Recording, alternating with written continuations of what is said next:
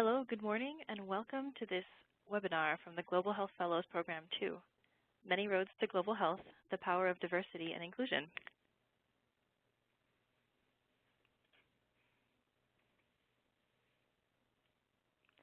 Please note that these materials are authored by the Global Health Fellows Program 2. We do not speak for the U.S. government. Please do not reproduce this material without authorization.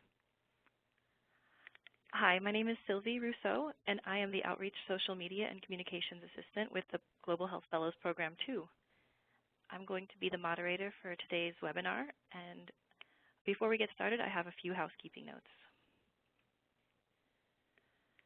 So I'm going to go through a few details about the web forum that we're using, tools that we're using within the WebEx platform, and then we're going to give a little bit of overview of the Global Health Fellows Program 2. We're going to talk about diverse pathways to careers in global health and opportunities with our partner, GlobeMed. We're also going to talk about tools that you have at your disposal to break into the field of global health and to advance your careers. And then we will have a 30-minute question and answer session. If you look in your WebEx window, you'll see that there is a panel available called the Media Viewer.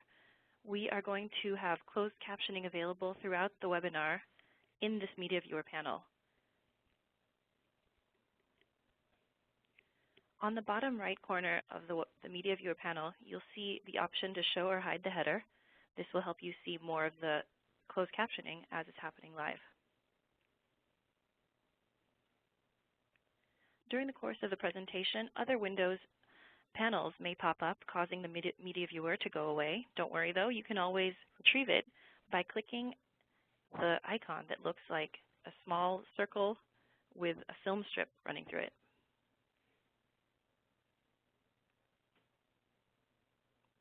This is what the icon looks like. And we wanted to point out that if you have any technical troubles, please write down this phone number, 866-229-3239. Again, that number is 866-229-3239. We have great support staff who will be able to help you navigate any technical difficulties.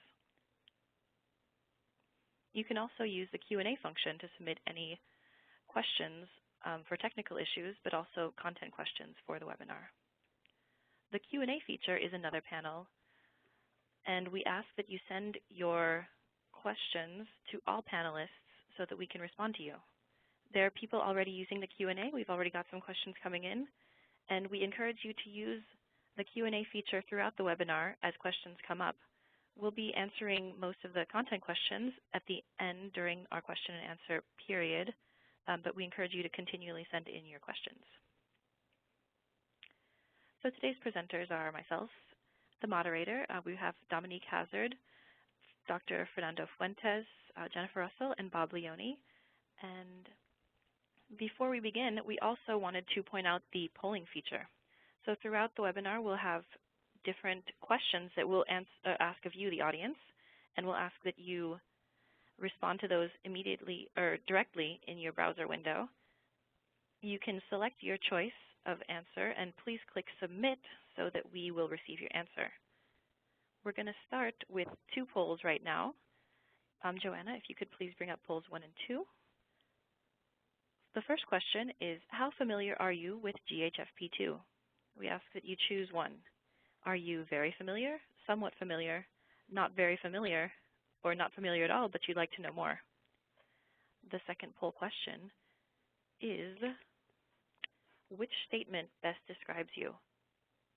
I don't know if my current skills in education are compatible with a global health career. I'm interested in global health, but not sure of next steps. I'm not sure if global health is right for me. My focus has been on domestic public health or some other specialty. I'm committed to a global health career and know what I need to do to move ahead. Or something else.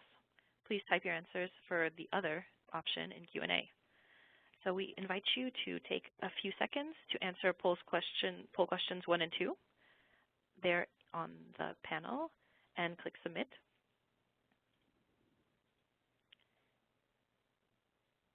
And these questions help us get some feedback from the audience and help us kind of move through the presentation with a better understanding of how we're going to address some of the questions you have. All right.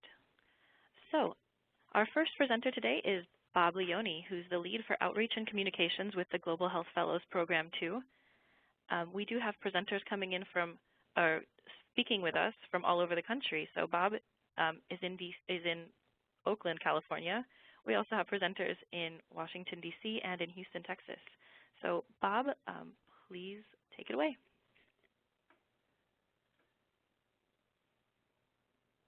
Great. Thanks, Sylvie.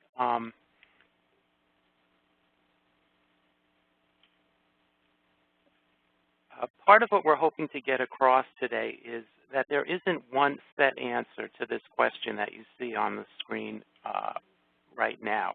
There are many different aspects of the work, and there are many different kinds of practitioners from varied backgrounds doing that work. In the webinar today, we hope to show you some of the diverse aspects of global health and how you might become involved in the field. We'll start by taking a look at two of our former interns. So let's start with Jonathan DeWitt.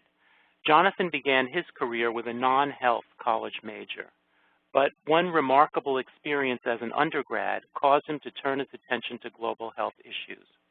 While attending a seminar on the then-new PEPFAR, President's Emergency Plan for AIDS Relief, Jonathan had a strong reaction that inspired him to travel to Jos, Nigeria for 4 months, despite some misgivings from his family.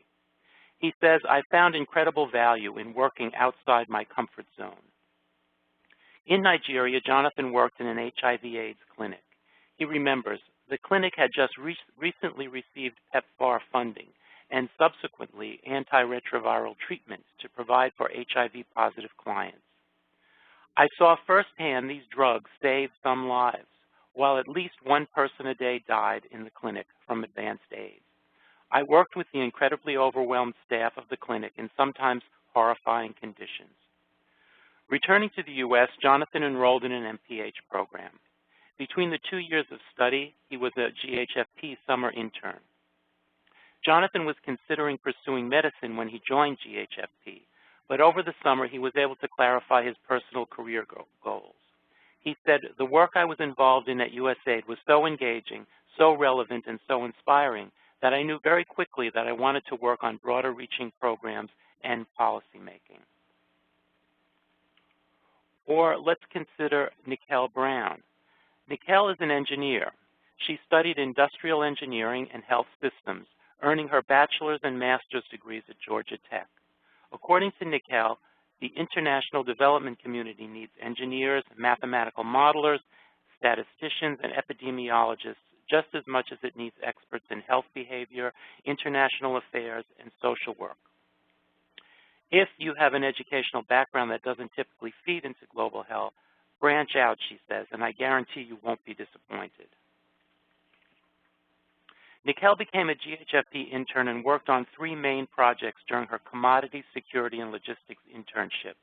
One was the analysis of the shipment network for reproductive health commodities and also identifying opportunities for improved efficiency. Another was a statistical analysis of correlation between volume of commodities and prevalence rates of contraceptives in USAID priority countries. And third, she developed a supply chain evaluation tool for those priority countries. One thing she learned during her summer in Washington, D.C. is that all of USAID's work, and really all global development work, is highly contextual. Family planning brings another layer of sensitivity into the equation. After her internship, Nicole enrolled as an epidemiology PhD candidate at the University of Southern California. Her passion for evidence-based development drives her work. Nicole loves numbers and data. Since she's interested in applying her skill set across a broad range of projects, she knows she'll have to invest time in learning the intricacies of each contextual setting. But in her words, "I'm up for the challenge."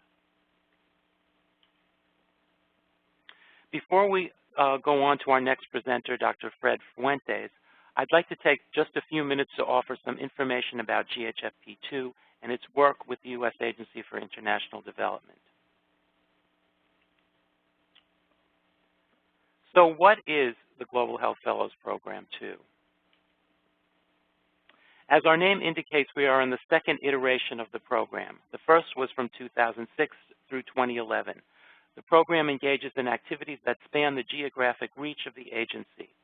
We do this primarily through internships and fellowships and by providing professional development and career management services to those who participate in the program. As you can see, fellows and interns have worked in a variety of locations. Countries listed in regular text are those where we've had or currently have fellows, while those countries in red are where we've had both fellows and interns. Lastly, countries listed in blue are those where we've had interns only. Currently, we have approximately 120 fellows active on the program, and we'll have a cohort of summer interns working with USAID in Washington, D.C. This summer. There are also on-demand internships throughout the year. The USAID-based internships each have specific requirements ranging from completion of an undergraduate degree to enrollment in a graduate program or recent completion of a graduate program. We're now in the process of evaluating the applications that we have for the summer, and we'll be making choices soon. Fellowships are at all levels, and the jumping off point for a junior level fellowship is a master's in public health or a similar degree, plus 1 or 2 years of relevant experience. The fellowships are for 2 to 4 years with placements in Washington, D.C. and overseas. U.S. citizenship or U.S. permanent resident status is required. Areas that both interns and fellows have worked in are varied. The list you see here is not exhaustive. We currently have fellows working on animal-to-human transmission of disease, voluntary medical male circumcision, behavior change communication, pandemic threats, and other areas not listed here. If it's done in global health, chances are we have an intern or fellow who has worked on it.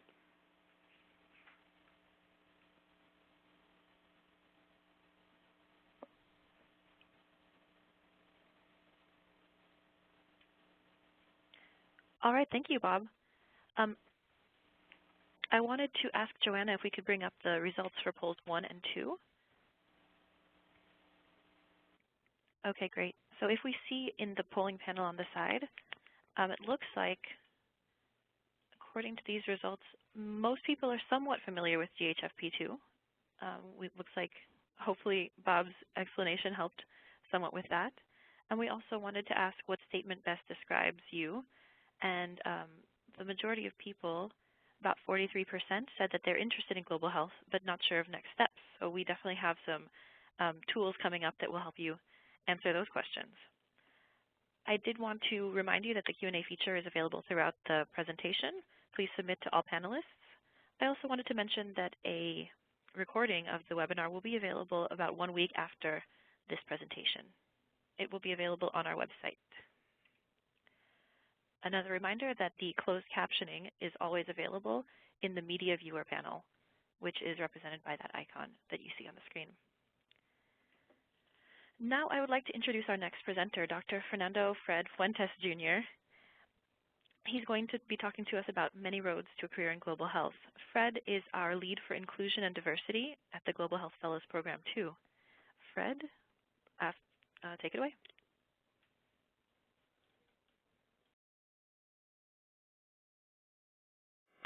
Thank you, and greetings. As one of the newest members of the Global Health Fellows Program 2 team, I'm excited about today's opportunity to present alongside my colleagues on the many roads to careers in public health, global health. Let's see here. Global Health 2 has proven to be the organization that seeks to provide the first crucial global health experience to as many candidates as possible. Approximately 50% of our applicants are from diverse backgrounds, so today this presentation has been set up to appeal to everyone. Every one of our applicants are a diverse group of interested potential candidates. Applicants with the most experience aren't always the best candidates. Rather, we seek those who might gain the greatest benefit and from whom USAID and partners will gain excellent assistance and fresh perspectives. Perhaps you're someone who is a mid-career changer with several years of experience outside of global health. Maybe you're currently enrolled in a relevant graduate program. Examples of mid-career changers include social workers with 10 years domestic work experience, or maybe a person whose main experience is within the U.S. domestic and programs. Lastly, we'd like to add that equal consideration is given to mid-career changers in the internship review process. So maximizing limited resources. And limited resources is our own interpretation based on where we live. For myself, I took a non-traditional path as indicated. So my question to you is, how do you maximize your opportunities? And what does traveling along a non-traditional path mean anyways? Ultimately, we have the power, and in our case, to self-identify or self-relate to experience of distance traveled. In my case, I was able to utilize resources that were always available, even if I didn't know them. The opportunity to make friends, contacts, and future networking. When I looked at previous websites, as with many of you today, I remember looking at who was being selected and thinking to myself, how do I compete with candidates with these experiences or from these schools? And I like to tell students who see that same thing or feel the same way, just like with the lottery, you can't win if you don't play. So if you don't apply, you're not going to be able to compete for the fellowship or internship that you're interested in. But before you can apply, you have to be prepared, of course. As a former member of the U.S. military, the first in my family to graduate high school, and an active member of my community, I was able to share my unique distance-traveled story, one that reflects academic, personal, and professional successes. So being prepared means making those contacts, making the grades, and in my case, in many cases, giving back to our community. Whether you can identify as someone from a resource-rich or resource, quote-unquote, limited area, you still have to go after your goals. If you're lucky enough to be born with access and resources, you're still expected to create opportunities, as they will likely not come to you. Likewise, with individuals from resource-limited areas, we encourage you to maintain those connections and create those opportunities. In my case, I grew up in an area or a region with significant poverty, teenage pregnancy issues, etc., etc. So preparing myself so that when those opportunities did arise was paramount to my success. Some of my successes include being a former GHFP fellow, so I know exactly what it feels like to apply for and go through the process. While it is still highly competitive, it is an excellent opportunity for diverse candidates. And I felt like my situation was sometimes limited, but I was able to see the rich and unique resources that could be used, in this case as transferable skills. Organizations such as Global Health Fellows Program II appreciate applicants who can effectively share their own distance traveled story. So take time to develop and tell your story, because we're definitely listening. Yes. Sorry to interrupt, but could you speak up just a little bit? Certainly. Is that better? All right. Yes, thank you. So this webinar is an inclusion exercise. Just as my personal experience reflected, being prepared involves various components or paths that we all take to accomplish our goals. Inclusiveness is the idea that we work diligently to ensure that everyone is part of the decision-making process. Like my colleagues at GlobeMed often say, nothing about us without us. And this is a wonderful reflection of ensuring that we're all included and that we also always include. Every organization and hiring manager takes different approaches to ultimately achieve USAID's mission, vision, and results. We know that returns on global investment, global health issues do have consequences that not only affect people in developing nations, but also directly affect the interests of American citizens. So shouldn't a broader cross-section of Americans have input into issues that will affect them?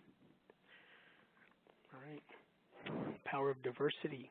While we all know the importance of diversity, yet for many people, they may not always feel welcome in an organization. Some may feel like these global health resources are not available to them. We know this isn't true, and we share with our colleagues the importance of inclusiveness and diversity in the workforce. For us, advocating for the hiring of diverse candidates, those that have distance travel stories, is paramount to the success of our company, and the data reflects that as well.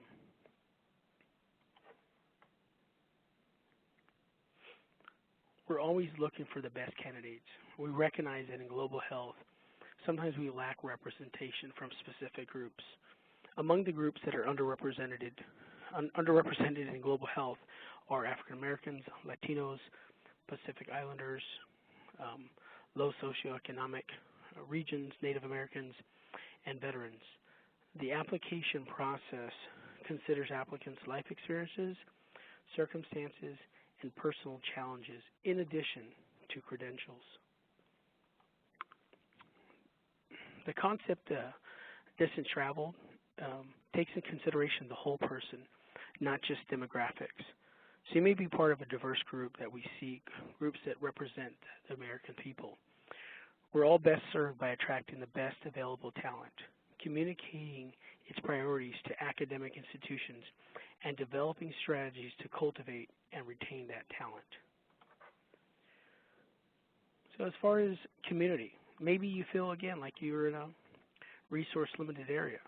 Don't count out your experience that may appear to be limited when in fact you can be creative and tell a unique story or an opportunity that you've been able to work at. And this may reflect transferable skills or a distance travel story. So tell your story. We appreciate hearing your academic accolades, your scholarships, your successes, and your unique story in how you have overcome barriers and or served your community in the process. So from challenges, as you can see, this is a theme for us. We recognize the importance of viewing candidates as a whole with a story, a past, and a sincere interest in global health. So be creative, recognize that it can be challenging, highly competitive, explore all of your resources, and reflect your unique contributions. Lives have been defined by the need for resilience, flexibility, adaptability, collaboration, problem solving, navigating ambiguity, and shifting circumstances. So take time to develop how you share your skills, as many are recognized and appreciated by global health professionals. Creating opportunities for diverse groups. Here we have a sophomore experience. We've been able to be creative as an organization. We were able to provide the first international travel experience for a group of underrepresented students from a rural community. An example of creating opportunities for groups, diverse student groups, includes the sophomore experience, a collaborative effort between GHFP-II and Texas A&M University Commerce. The result of this opportunity provided 12 undergraduate students with a life-changing opportunity, one that they will likely share with many of their colleagues in the future. Their distance travel story, their unique contributions were developed and now shared, and we encourage you to do the same. So share your story. Thank you.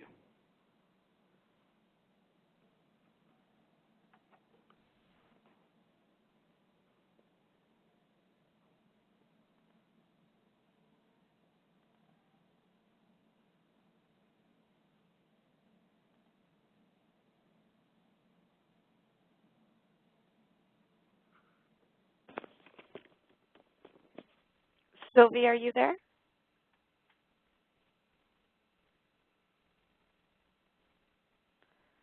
I'm not. Sylvie, do you think your phone is sorry. muted? Okay. I did mute my phone. Sorry.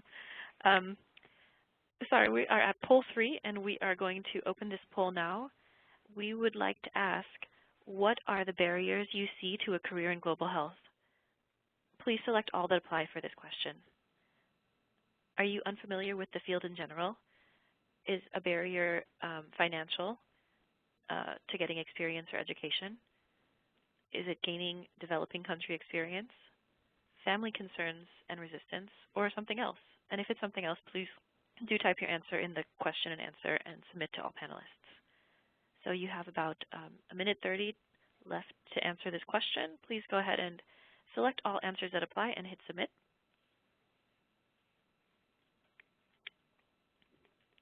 And now I'd like to introduce Dominique Hazard, who is our next presenter. She is the Inclusion and Diversity Fellow, the Diversity Coordinator at the Globe Med, who is a partner of ours. Dominique, please go ahead.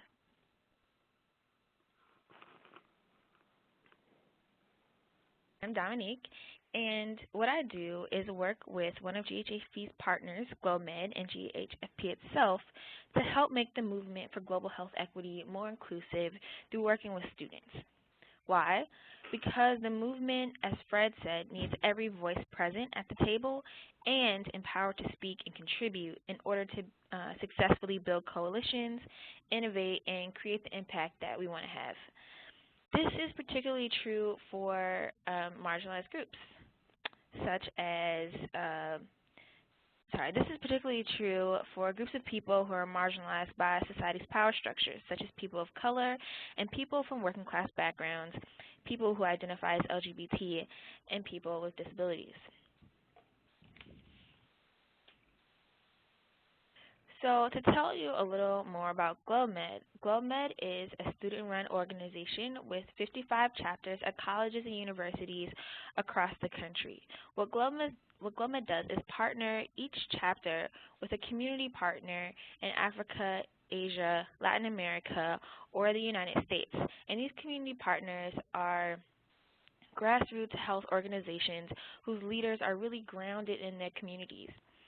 So in these one-on-one partnerships, the students spend a year communicating with the leaders of their partner organization, fundraising for them, and providing other forms of support. And the students do this after sitting down with the organizations and coming up with a plan to develop a new project or support an already existing project that the community organization has. While they do this, the students have support from our national office. This includes leadership development support. So each chapter has an advisor at the national office who meets with them regularly to help them work through the process and get through the year because it's challenging. Basically, Globe Med is like running a small public health nonprofit at your college and university.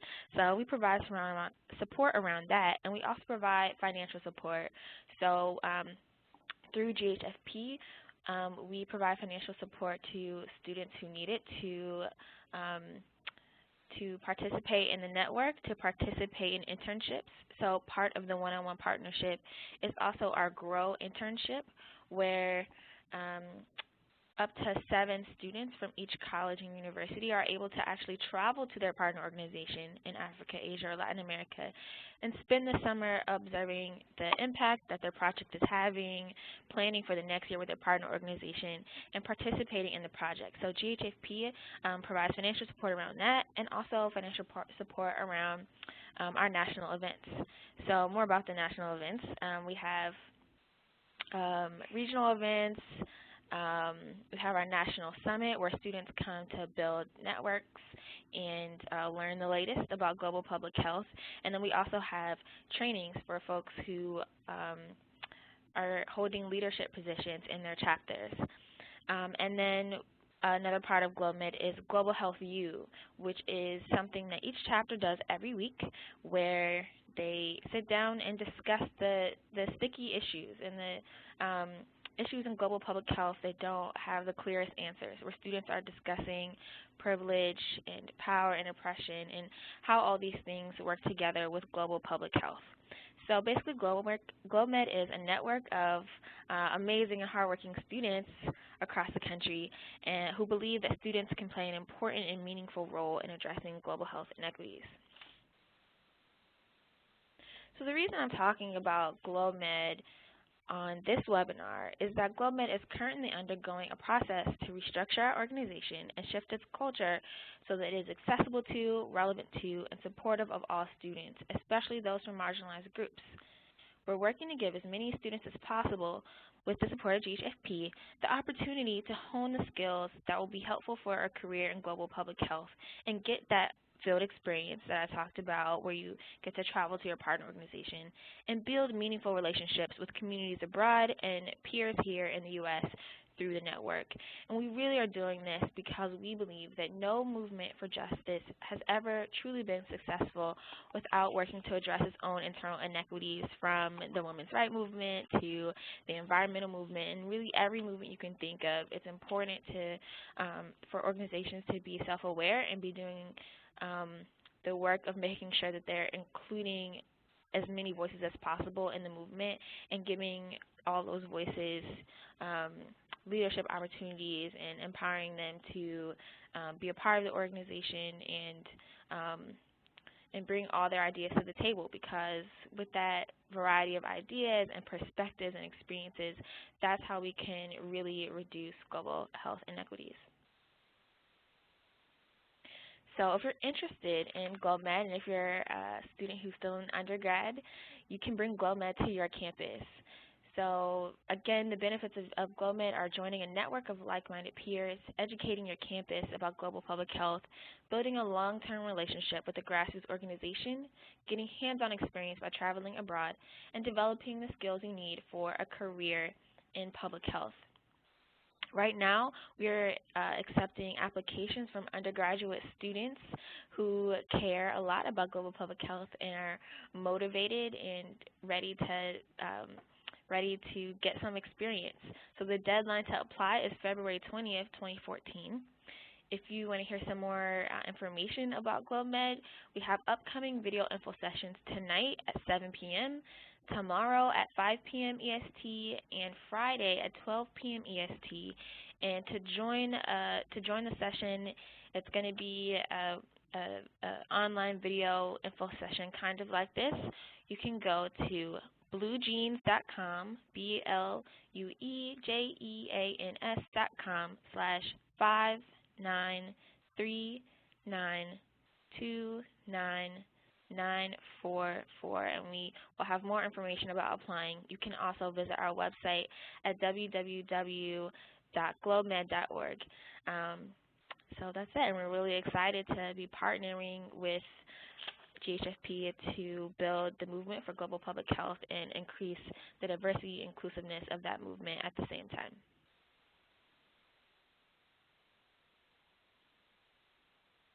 Thanks, Dominique. We are now going to present our next speaker, Jennifer Russell. Jennifer is the recruitment coordinator here at the Global Health Fellows Program 2, and she has a lot of background in recruiting for a number of different global health positions at different levels. So Jennifer will give her perspective on the tools that you can use to advance your global health careers. Jennifer? Thank you, Sylvie, and thank you to everyone attending this webinar. As Sylvie mentioned, my name is Jennifer Russell, and I'm the recruitment coordinator for the Global Health Fellows Program 2. And I'm here to talk to you about using your toolbox. And by that I mean using and building upon the tools that you already have. You may be considering a career in global health, but are asking the question, where do I start? Considering a career in global health can seem pretty daunting. You may be questioning whether or not you have the relevant skills that you need to be successful in global health, or maybe wondering how you can gain experience so that you can land a job in the field. As we've mentioned throughout this presentation, there are many roads to a career in global health.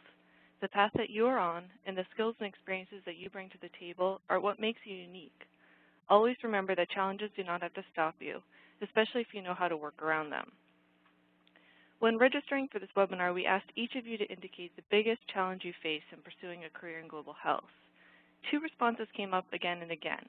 The first is lack of mentorship or career advice, and the second is that you aren't sure how your skills, education, and interests apply. Over the next several minutes, I'll address both of these challenges and give you targeted advice and guidance to help you think of ways that you can overcome these challenges. The first thing you want to do when considering a career in global health is to explore your passion. What areas of global health are you most interested in? This may seem rudimentary, but I often ask this question when speaking with applicants, and sometimes the list of technical areas I get in response is never ending. It's great to have interests, but when thinking about your career, you also want to have focus. If you concentrate on the technical areas that you are most interested in, you'll be better able to focus your energy on finding volunteer and other opportunities that match your interests. Besides focusing your interests, you'll also want to schedule informational interviews with professionals working in the field. This may also seem pretty rudimentary, but from what I have gathered, informational interviews are underutilized by many people. However, they're useful for people at all stages of their career, from people just starting to consider a career in global health to those contemplating a mid-career change. They're a great means for gathering information about a particular career path, practicing interviewing skills, building networks, getting resume feedback, as well as referrals. Informational interviews and networking go hand in hand.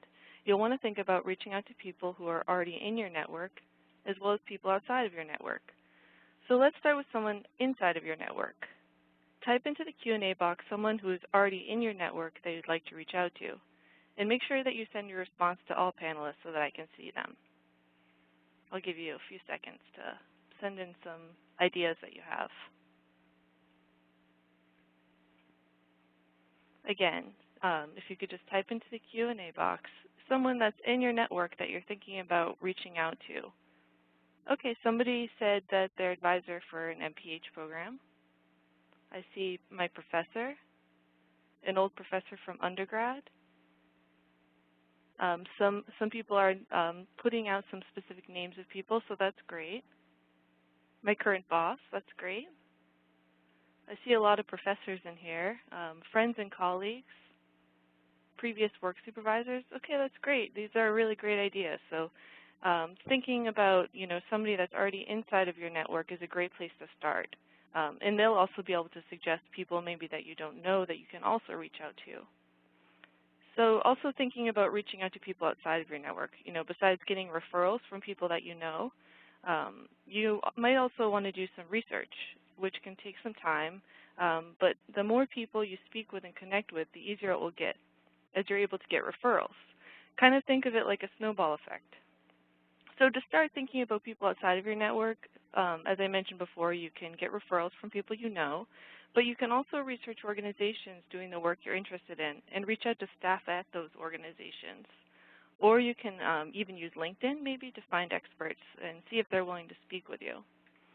So now let's think about someone outside of your network that you'd like to connect with. You might not have a name in mind, but you could think about an organization that you're interested in that you would like to do research and eventually connect with the staff at that organization. Why don't you type your responses into the Q&A as well? So somebody, it could be a person or an organization that you'd like to research outside of your network. Okay, I see Bill and Melinda Gates Foundation. That's great. Wow, there's a lot of responses coming in. USAID, so that's a great one. GHFP, that's great. John Snow, APHA, World Bank. These are really great. So probably the next step would be to start doing some research on these organizations and find somebody within the organization, or maybe a few people, just so you maximize your chances of actually being able to speak to someone who's doing work in the areas you're interested in. This is great. Thanks for everyone for sending in your suggestions.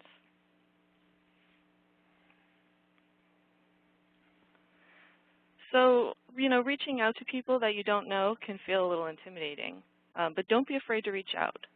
I had an informational interview with a woman recently who, besides speaking to me, had several informational interviews with staff at USAID and with staff at partner organizations. She didn't have a lot of personal connections to begin with, but was steadily building her network in a very thoughtful and impressive way. You might not get a response from every person you reach out to, and that's okay. Just be polite and concise in your email, and if you were referred to the person you are reaching out to by someone else, mention it.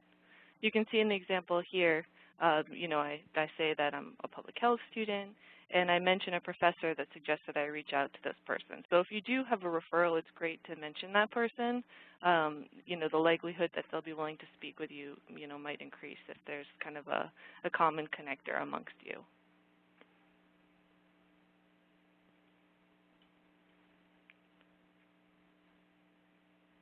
Remember that this is an informational interview, not a job interview.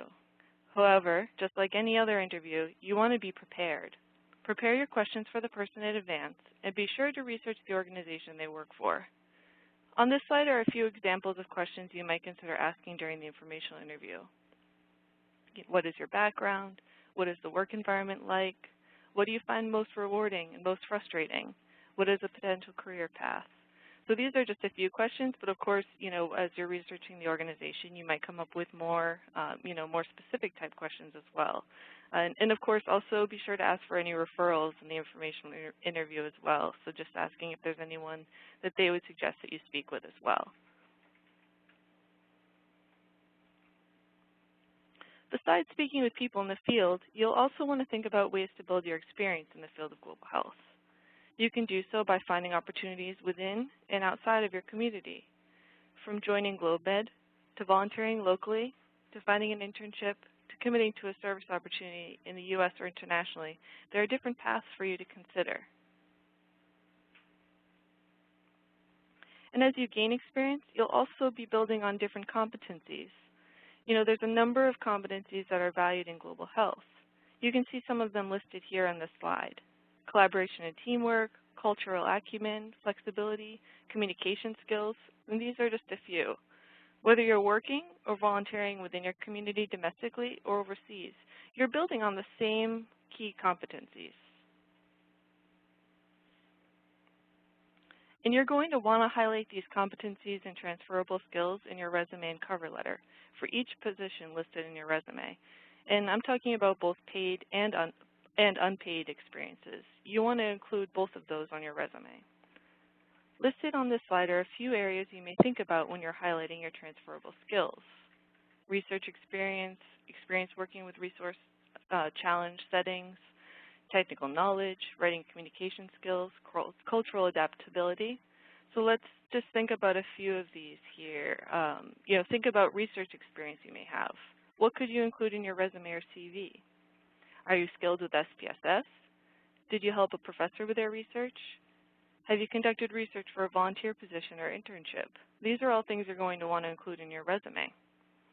You could also think about experience you have working in a resource challenge setting. This could include experience working in a clinic, food pantry, shelter, or maybe you even have some international experience that you want to include.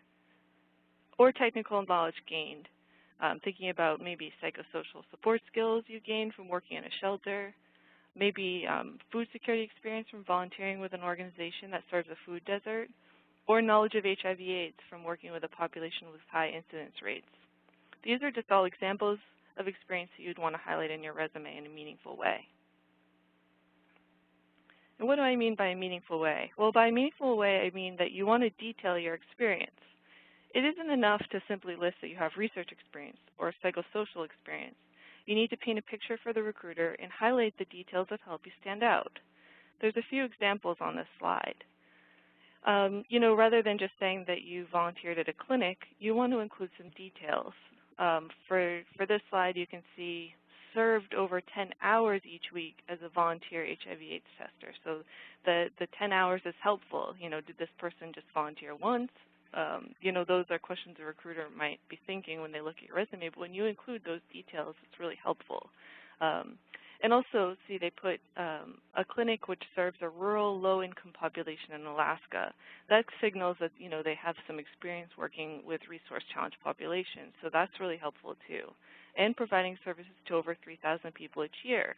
So that shows that the project that they volunteered for, the clinic they volunteered for, had a pretty good reach. So those are the kinds of details you really want to include if you can within your resume or CV. Also, you can see research information on nutrition and pregnancy and compile the findings into an informational booklet in Spanish, which was distributed at a community health fair. So rather than just saying that they have research experience, they're talking about the area that they have experience with, so nutrition and pregnancy. So that gives more details to the recruiter. And also, that they compiled the findings into an informational booklet in Spanish. So that shows that the person also, has some multilingual skills. And also, what happened with this booklet? Did it just sit on a shelf somewhere? No, it was distributed at a community health fair. So that's great details to include. And you can see the last one too, writing a grant for a new community-led food co-op in New Orleans to combat food insecurity. So just, writing a grant, so those are skills, and then also, talking about food insecurity. So it wasn't just helped create a food co-op. It's, oh no, this is to help combat food insecurity in a food desert. So those, just think about the details you can include that kind of show how your experience is unique. It's a great thing you can do. So whether you're trying to acquire a volunteer position, internship, or paid position, you want any correspondences you send or application documents you submit to be as impeccable as possible. Think of your emails and documents as the first writing samples that the potential employer or potential mentor sees. You want them to be as error-free, succinct, and engaging as possible. It's great to get noticed, but you also want to be noticed for the right reasons. When registering for this webinar, many of you identified challenges to a career in global health. I hope that this presentation has given you some ideas on how to address those challenges, from speaking to professionals in the field, to identifying opportunities within your communities, to highlighting your transferable skills. Each of these strategies can help you on your path to a career in global health. So I just wanted to mention a few other resources. The Global Health Fellows Program 2 offers free webinars throughout the year. So you might want to check out our website and YouTube channel to see some recordings of some of our past webinars. We had webinars on our internships, as well as webinars focused more on resume, cover letters, and interviews. So there's some great resources out there. And also, stay tuned for future webinars that we hold that might be relevant to your interests. We also offer informational interviews. Information on how to sign up can be found on our website, but we do hold these informational interviews over the phone, so you don't have to be in the DC area to have them. So it can help you, as you're starting to reach out to different people. It's a great resource. So you can find more information about that on our website. And here's a sampling of other resources for you to consider. You can look at them as far as gaining additional knowledge, but also maybe for finding professionals that you can speak with as you're scheduling informational interviews, and also for searching for opportunities in the field. All right, thank you again to everyone attending and participating in the webinar. Back to you, Sylvie. Thanks, Jennifer. That's a lot of information you gave us. And as a reminder, these slides won't be available after the webinar, but we will post a recording of this webinar approximately 1 week from now on our website. So take a moment to look at these, but they will be available later as well. I also wanted to take a second to remind everyone that closed captioning is available in the media viewer, so you can follow along. Please click that icon that you see in the middle of your screen, and you'll be able to bring up the media viewer. And as a reminder, we are getting a lot of questions in the Q&A, so much appreciated. When you submit your questions, please submit to all panelists so that we can all see the questions as they come in. All right, we are going to open now our final poll. So poll 4, what is your strategy for starting or advancing your global health career? So after hearing all this information from Jennifer, Fred, and Dominique, and also from Bob, we wanted to ask what you plan to do. And you can select all that apply. Defining, refining your career goals, researching organizations doing work that interests you, gaining additional education or formalized training, or something else. And for this response, please do type your answer in the Q&A. There's approximately a minute left to answer this question, so please submit those answers in the polling window.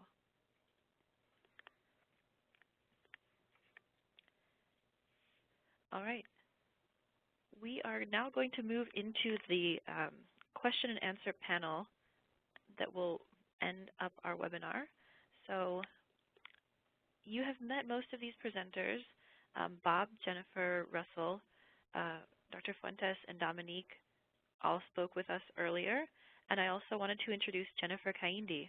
Jennifer is our lead for recruitment here at GHFP-II, and she also has a number of years' experience working in global health recruiting and human resources, and has a lot of background to share with you.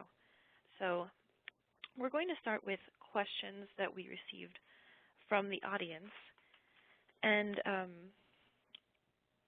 one particular question that has come up is about overseas travel. So people are coming with, again, different backgrounds.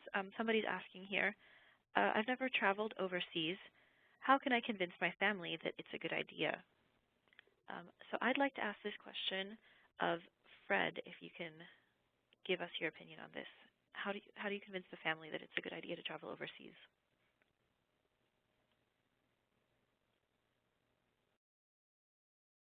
Important. Yes. Can you hear me? All right. I'll answer that question definitely. You know, as I was saying, family is such an important part of helping us, or sometimes limiting us in our decisions.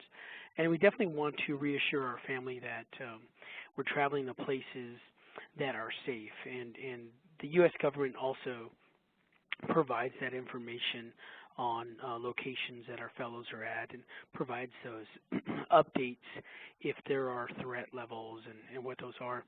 But reassuring our family that we're traveling somewhere where we'll be working, supporting a community, again, doing good work, and also just letting them know that it's something that's important to you. So sharing with them why it's important to you, preparing them for those conversations, having them months or weeks in advance, and having a really formed answer to why you want to travel internationally. Share that with them, do your research, and definitely when we engage with families, they're always, a lot of families are initially apprehensive, and then when you share why and what you'll be doing and reassure them of safety, they're almost always okay with that. But we also recognize the importance of that international travel. But at the same time, if that's not an issue, let's say it's just not possible, working in your community, and again, going back to those transferable skills, and being able to do a job in your local community, serving your local community, and then providing those as transferable skills equally is important and beneficial. Thanks, Fred. That's a really interesting perspective. I think there's one question here that has been coming up, and we wanted to address it pretty quickly. It's a question about age limits. So we have fellowships and internships, and there's a question about the age limit for those. Bob, maybe you can answer this question? Sure. Thanks, Sylvie. Well, as far as age limit, there really isn't an age limit. For the fellowships, we have a wide range of people from roughly mid-20s on up through their 50s and 60s. So it's for those fellowship positions, it's really more about what are the skills and experiences that you bring to that particular position. So each one of the fellowships is going to have its own specific scope of work and specific qualifications, but age is not going to be one of them. And really the same thing for the internships. Although there is generally the restriction on the internships that you would be enrolled in a program in school or recently graduated. So in reality, that means many of those folks are going to be younger, but there are also people who are mid-career changers that have gone back to school, and so again, there isn't really an age restriction there either. Thanks, Bob. Here's a question that I think Jennifer Kaindi might have a great answer to. The question is asking, much of my global health experience is research-based, that is lab skills, but I wish to get more experience in health at the global level. Do you have any advice on how to highlight those research skills that transfer into the global health specialty?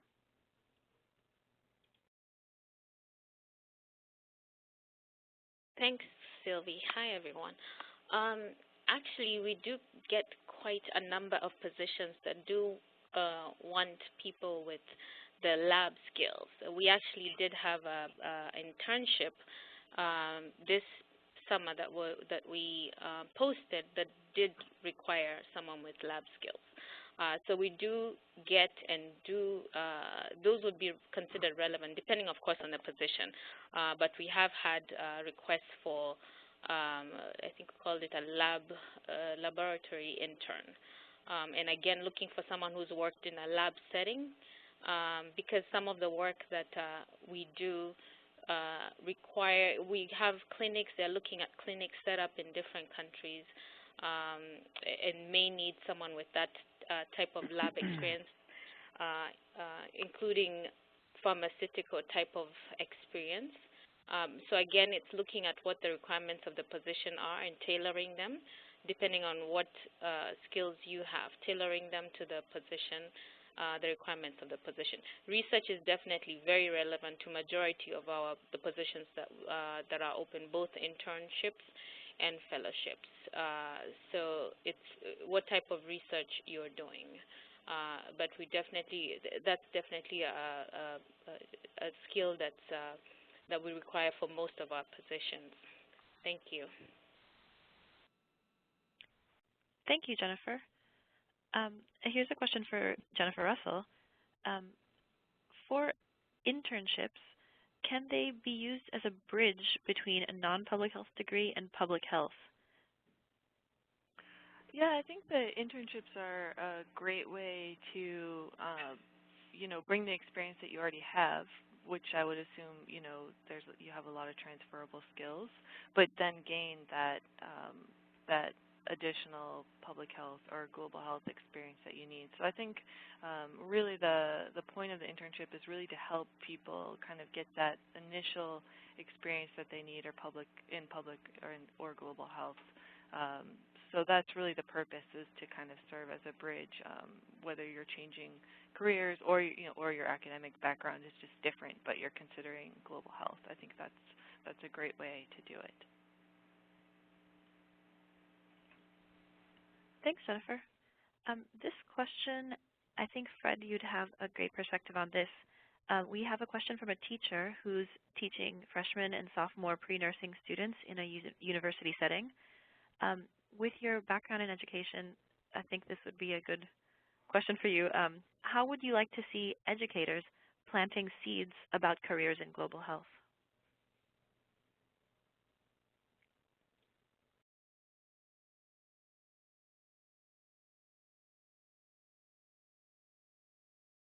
Degrees and disciplines, we encourage a multi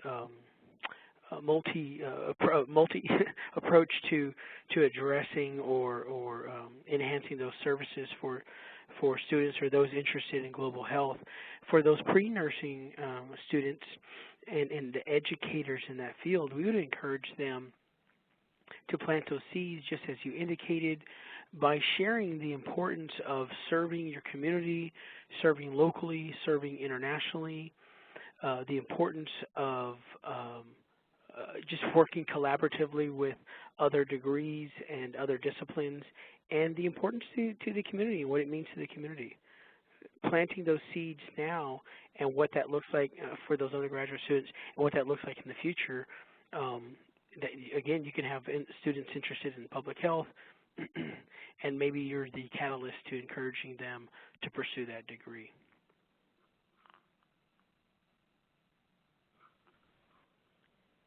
Thank you, Fred. I have a question for Jennifer Kaindi here, and this is about mid-career changers again. So we have a question from somebody who completed their MPH 5 years ago, then worked domestically, and wanting to know how they can transition now into a global health career.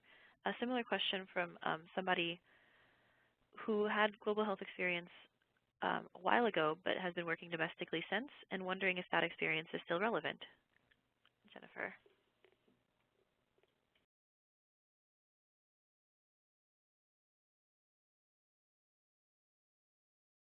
Sorry. Hi. Yes, that's a great question. For the mid-career changes, now it depends on, and I don't have information on what the person's previous career was. But if it was domestically, as long as it's public health, it's very relevant. Because again, we understand and we know that not everyone has that chance to work overseas. And we have a lot of people we've hired who either just had domestic, who had just domestic experience that are currently and came through our program and are even currently with USAID. Again, it depends on what it is that you did. If it's public health, it's definitely going to be relevant, depending again on what areas. So if I had more information on the areas, I would probably may be able to respond. And I'm thinking we're seeing a lot more in mental health. I'm seeing a response, and it looks like social service, mental health, early childhood. Yes, they all are relevant. We're seeing a lot more interest in mental health now. But again, domestic work is relevant, again, depending on if it's in public health. So applying, looking at the different positions and translating that experience with how it's similar with what the requirements of the position are will at least gain some interest from the hiring manager. Thank you. Thanks, Jennifer. I have a question that I think Dominique would have some interesting insight on. This question is saying, I'm a very passionate person about serving marginalized and neglected populations in resource-limited settings. What are your thoughts on how to engage in sustainable, long-term global health work? Dominique? Can you all hear me? Mm-hmm. Okay. Yeah, that's a good question. So the goals of GloMed are really to do exactly that. And we got started because from a different organization that some students in Northwestern University have started. And one student happened to travel over to the partner organization, which I believe was in Uganda. And when they got there, they realized that because they hadn't been really cultivating a relationship, that they weren't having the impact that they wanted to have, and they had been sending medical supplies over to the clinic in that community that the community couldn't use. So really the strategies that we use when picking our partner organizations and developing that partnership between the student chapters and the community organization are to make sure that the partner is really leading the process. And so to do that, we maintain strong communication. So that's really the most important thing in developing a long-term relationship, is to have frequent communication. So our students communicate with their partner organization at least every 2 weeks.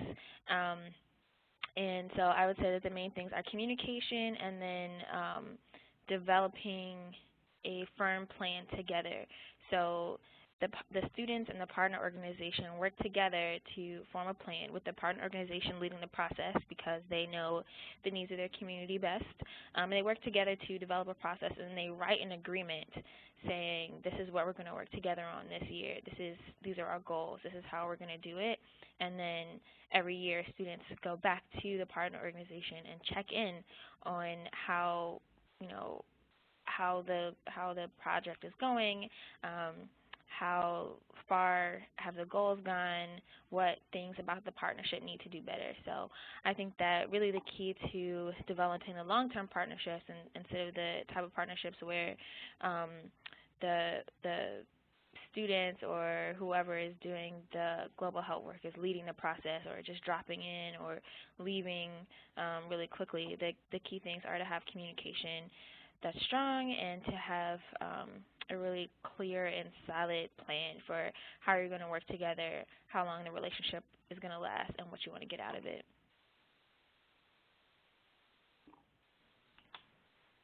Thanks, Dominique. I have a question for Jennifer Russell, and this is a question about building that network. So this person is asking, coming from a non-global health focused area in the Midwest, what kind of people in that area or network might be a good resource?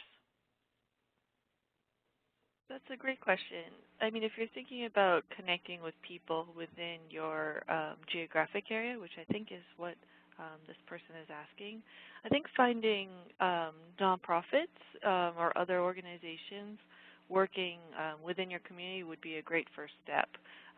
You know, as we were talking about earlier, there's a lot of similar core competencies that you'd be building between, even if you're working within your own community.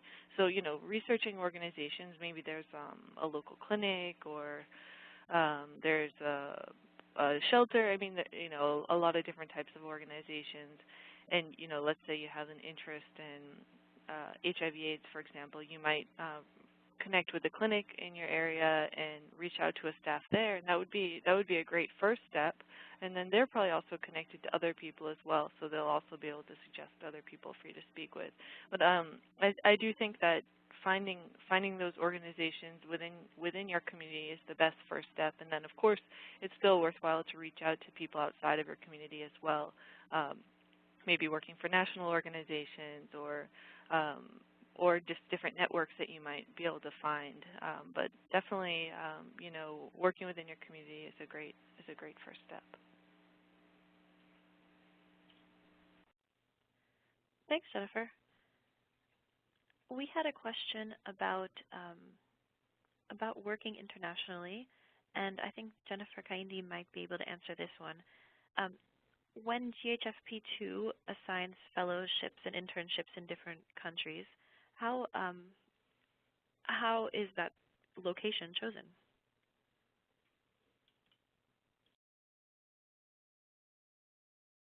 Thanks, Sylvie.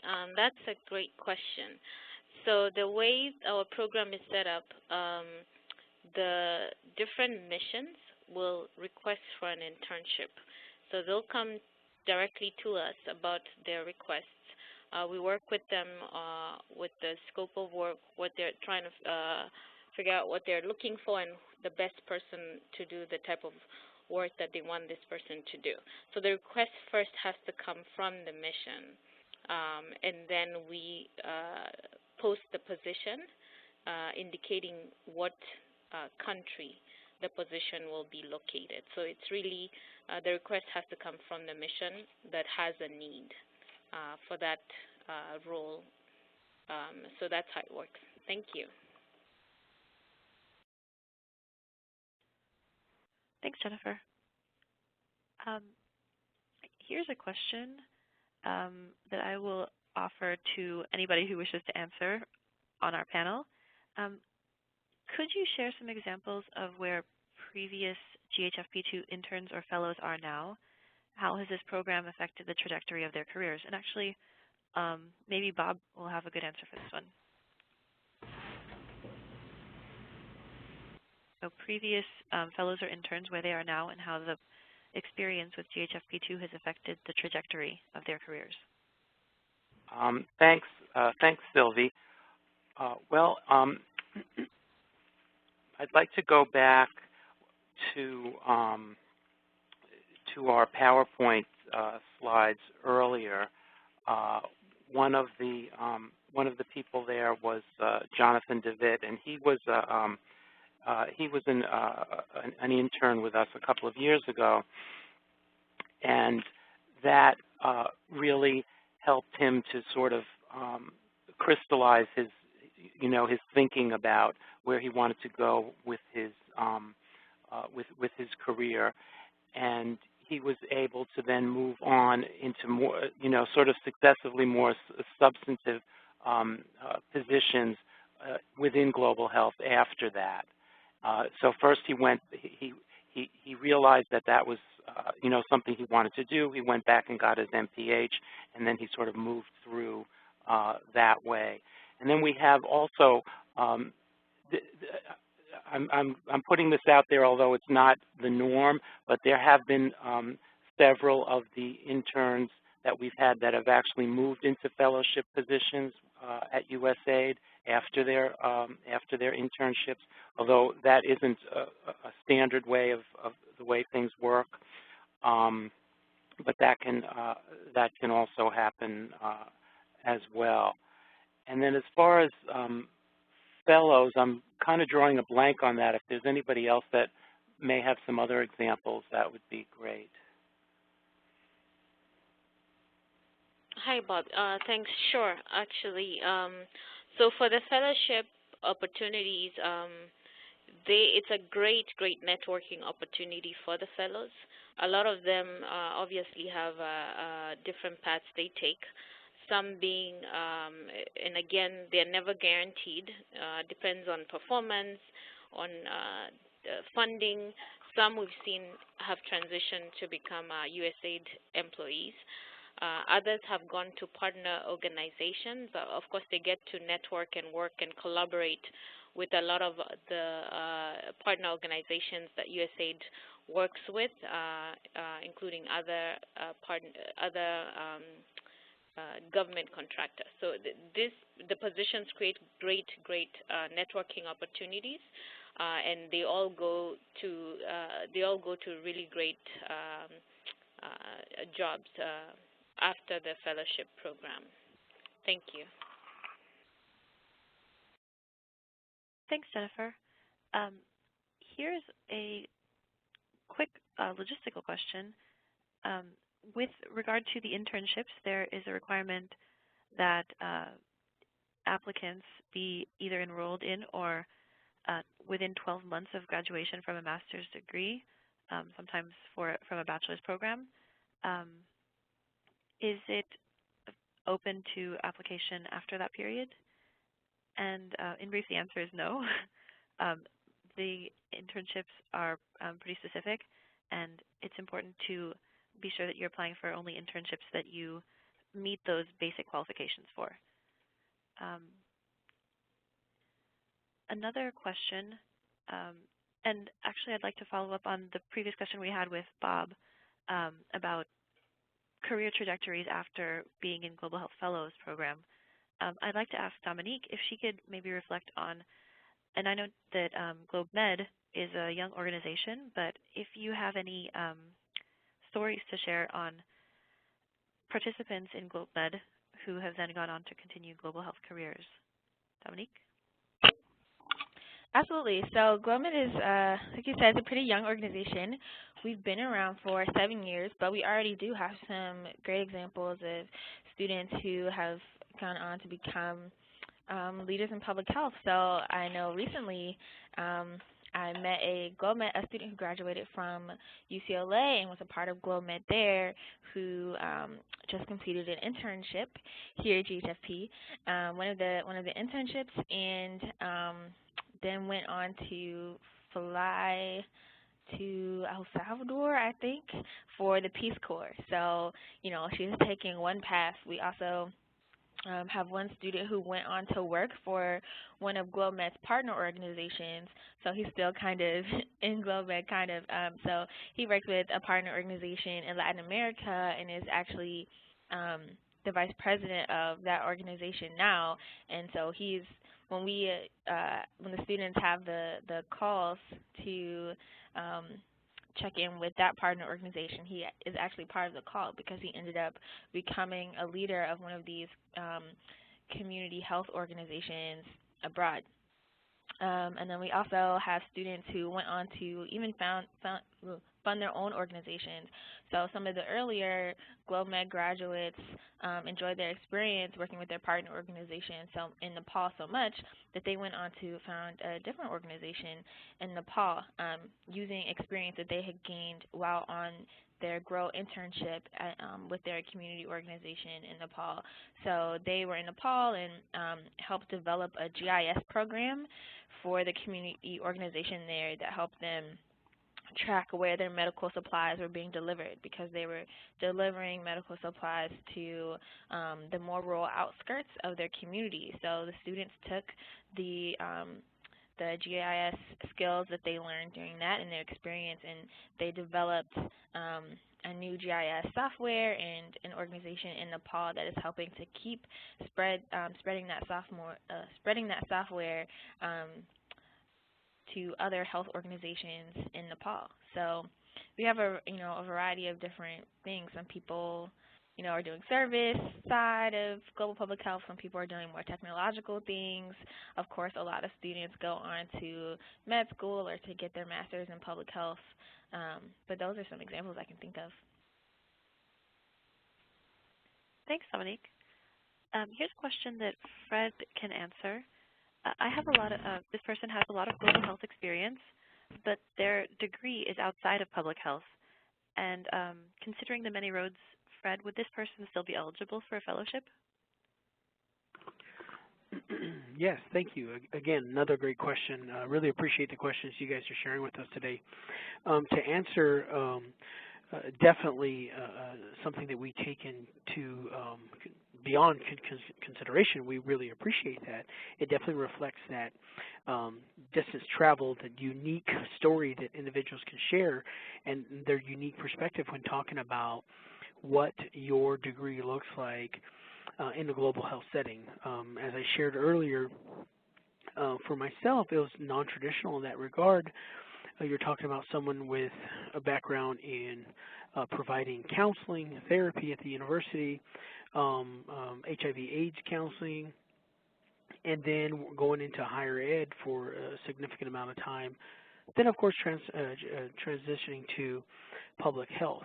But it's all relevant because my job and my degree complements my job daily. And so taking into consideration whatever that individual's degree is in, definitely look at those fellowships and internship opportunities and see which one best fits, one, their interest, their sincere interest, and their discipline and how that is complementary. So I would definitely encourage them to continue looking into our internships and fellowships and finding one that fits their degree plan and their general interest.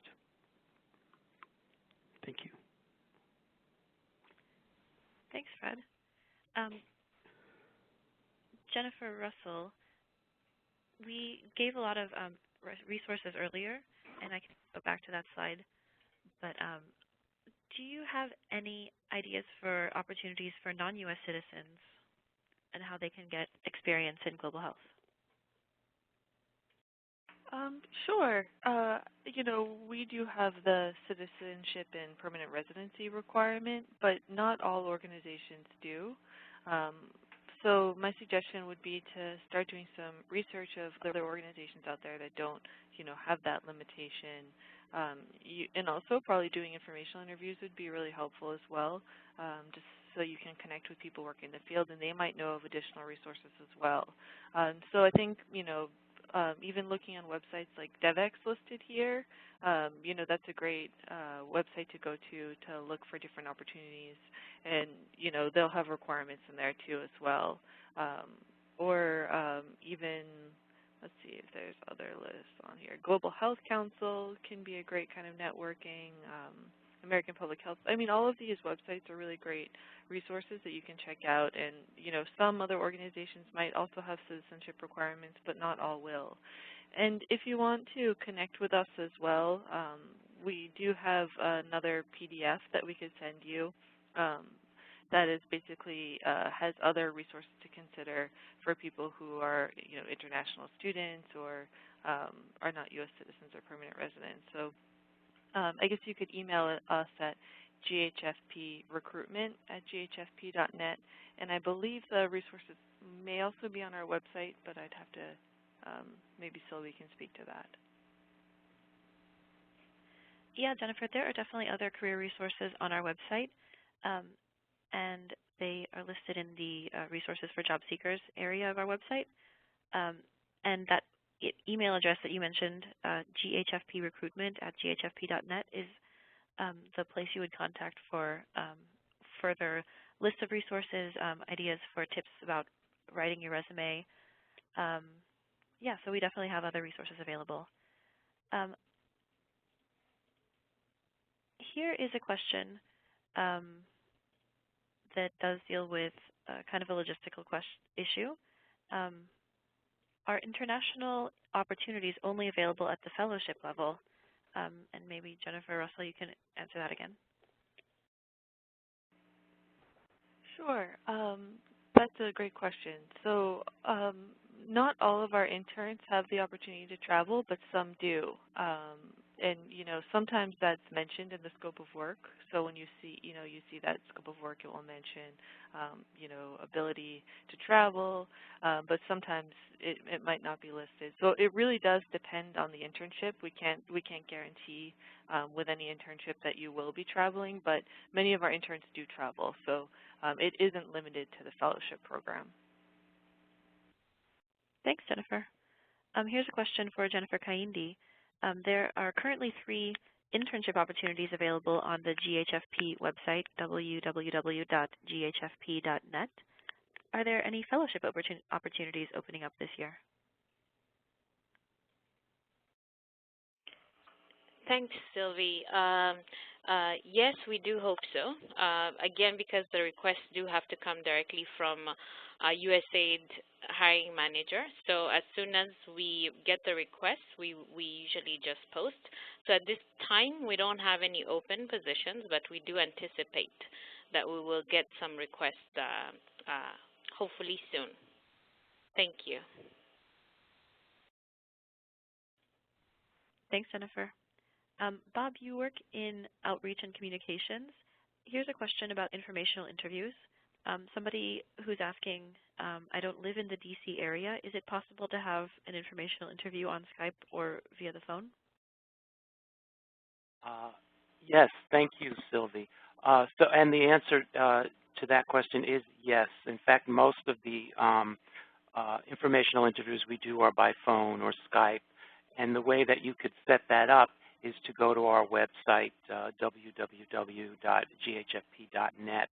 And on the home page, there's a GHFP-II news box on the left-hand side. And one of the little articles there is focused on informational interviews. So basically what you would do is you would click on that link. We ask you a couple of questions about what it is you would hope to gain from the interview. And we also ask that you send us an electronic copy of your resume. And then at that point, someone on our staff will arrange a 30-minute phone or Skype call with you at an agreeable time. And basically we would talk about pretty much whatever you want related to your resume and related to any questions you might have about working in global health or skills, kind of what are skills that you're looking for, those kinds of things. And pretty much through an employer's eyes is kind of how we're, approaching those informational interviews. These are, as a potential employer, these are the things that we find valuable, or these are the skills that we're looking for. So yes, please feel free to go ahead and set one of those up on the website. Thanks, Bob. Here's a question for Fred. So somebody is asking about a particular personal experience.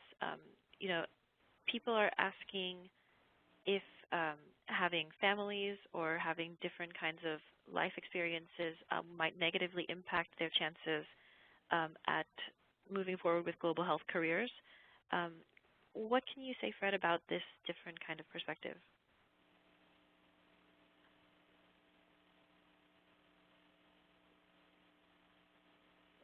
That families, of course, for myself and so many others, are a source of inspiration. They're the reason we work so hard. And yes, they are so unique and they can limit us sometimes. But ultimately, they're really the reason why we work so hard. And GHFP-II and our partners all work together to ensure that individuals with families are not limited in any way because they may have a young family or children. So if, in my case, I was able to travel internationally, complete my fellowship without any issues at all.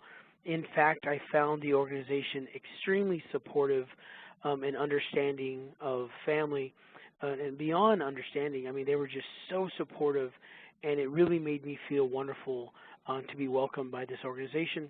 And in no way did I ever feel that my family was a barrier to my success. Quite the contrary. Thank you. Thanks, Fred. I have a question here for Jennifer Kaindi. I'm a mid-level candidate returning to the full-time workforce after a hiatus. Do you have any suggestions or concerns to be aware of? I'm sorry, you said a mid-level candidate returning to full-time work after a hiatus.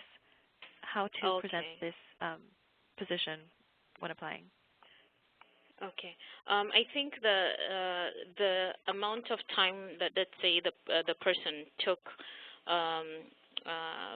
from working full-time, all they have to say is took some personal time. They don't have to explain anything more than that. Just put the amount of time, took some time for personal reasons in their resume as well as their cover letter, and they don't have to explain more than that. So that should not stop them from being selected or anyone paying attention to their resume because of that. As long as, again, the person applies and relates the type of work or experience they have with the scope of work requirements, that's all that matters.